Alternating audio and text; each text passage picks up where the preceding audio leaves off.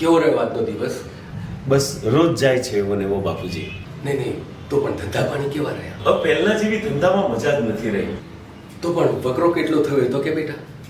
બાપુજી 300-400 રૂપિયા જેટલો વકરો થઈ ગયો છે. બસ 300-400 રૂપિયા? સાયકલના ઢસરડા કરીને માત્ર 2 ગામ ફરી શકું છું. એટલે જે ધંધો થાય છે એ પ્રમાણે ધંધો કરી લઉં છું બાપુજી. તું એક કામ કર, આ 10,000 રૂપિયા રાખ. શાના માટે છે બાપુજી? દીકરા, આ રૂપિયાથી તું એક સેકન્ડ હેન્ડ સ્કૂટી કે લ્યુના લાવી દેજે.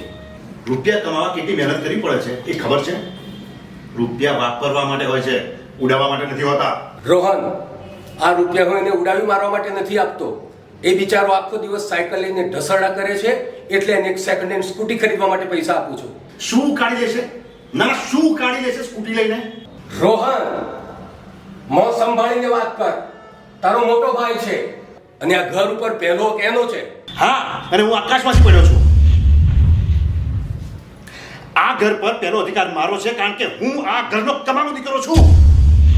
રોહન, આ ઘર કઈ તારા એકલાની કમાણી ઉપર નથી ચાલતું, આપણા બધાની સહિયારી કમાણી ઉપર ચાલે છે. અને બીજી વાત, આ પૈસા હું તારી કમાણીના નથી આપતો. મારું જે પેન્શન આવે છે ને, એ પેન્શનમાંથી મેં થોડા કરીને બચાવ્યા છે, એમાંથી આપું.